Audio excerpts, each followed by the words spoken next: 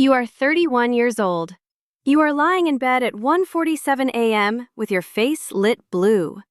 Your thumb moves on its own. You are not watching anything. You are not reading anything. You are scrolling. A video plays. You don't hear it. Another one starts. Somewhere underneath the glass, a part of you is screaming to stop, and your thumb keeps moving anyway. You look at the time.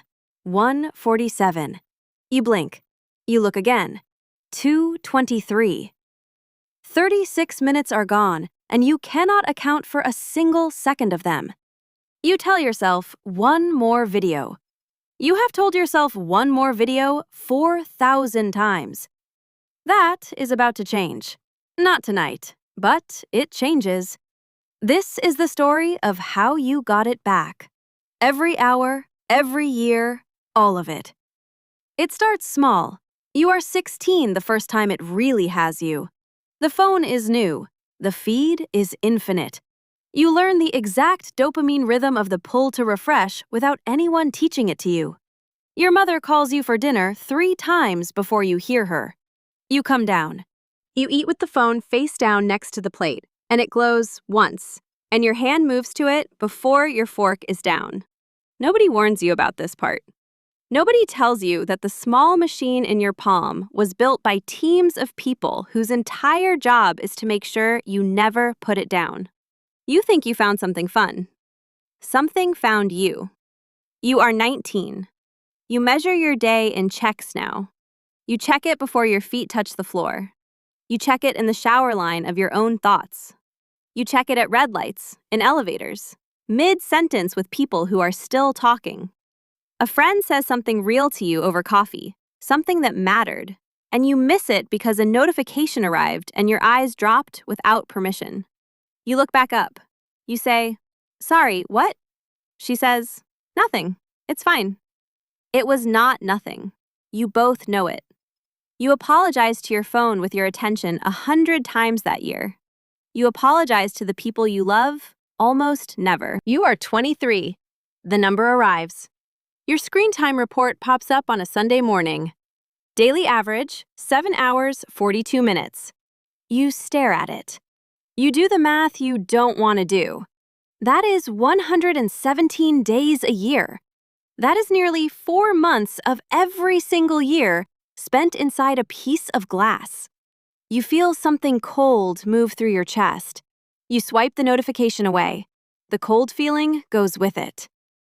By noon, you have forgotten the number entirely, because forgetting is the feature, not the flaw. You are 26. You try to quit for the first time. You delete the apps on a Monday with the specific energy of a person who has decided. You feel clean for about 4 hours. Then your hand reaches into your pocket at a bus stop and finds nothing, and your stomach drops like you lost your wallet. By Tuesday night, you have reinstalled everything. You log back in, and the app says, "Welcome back," like an old friend who never doubted you'd return. The feed remembers exactly what you like. It is better than before. It missed you, and it had been studying you the whole time you were gone. Here's the part nobody says out loud. You are not weak. You are outnumbered. On the other side of that screen are engineers, psychologists, and machines that have run 1 billion experiments on 1 billion people to find the precise color, sound, and timing that defeats a human being's will. You brought willpower to a fight that was never about willpower.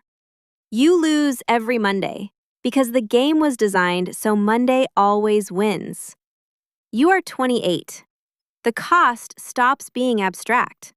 Your father is talking at the dinner table about something from his childhood, a story you've half heard before. And tonight he gets to the end of it and looks at you, and you realize you don't know what he just said. You were under the table, phone in your lap.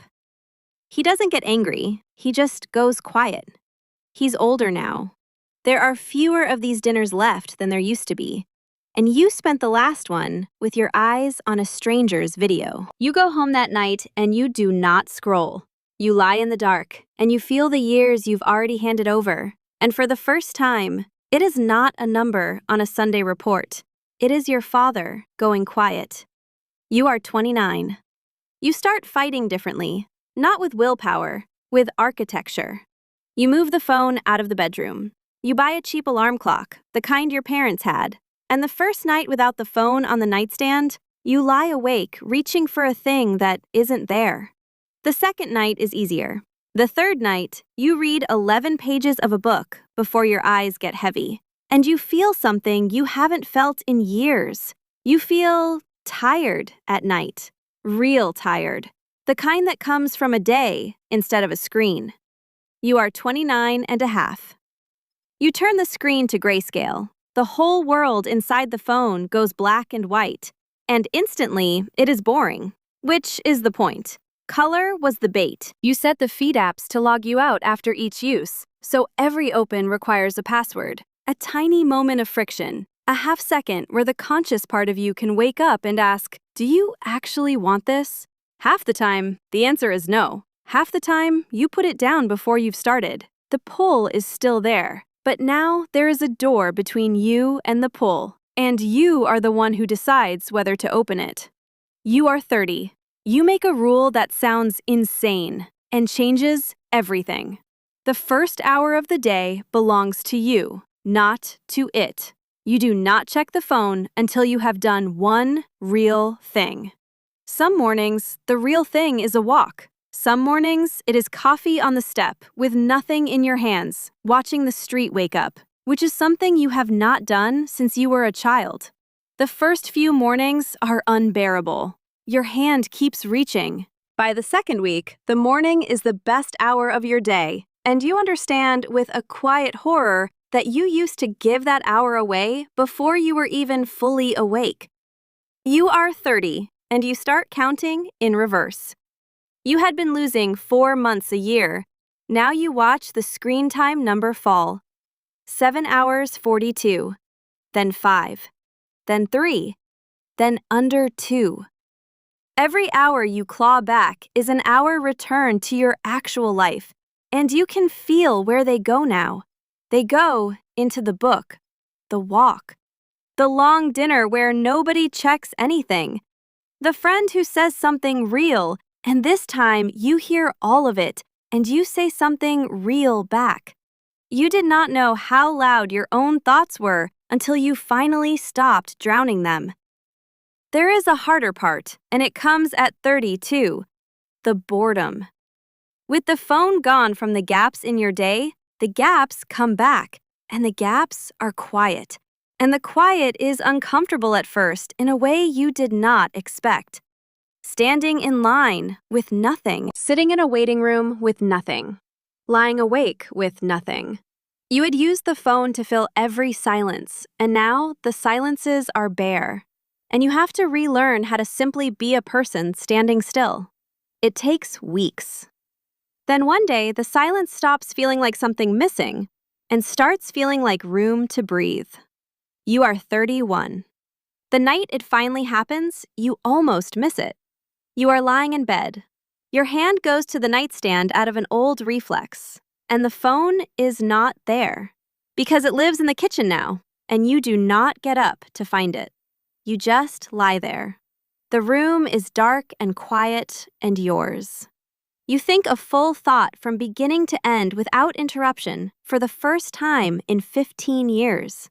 You fall asleep before you knew you were tired. No blue light, no 223, no 36 missing minutes. Just sleep, the way it was supposed to be. Let me bring this full circle. We started in the dark at 1:47 a.m. with your thumb moving on its own and a part of you screaming to stop. You think you finally beat the phone. You didn't, exactly. You can't destroy the machine. It is still in your pocket. The engineers are still working. The feed is still infinite, and it still misses you. What changed is not the phone.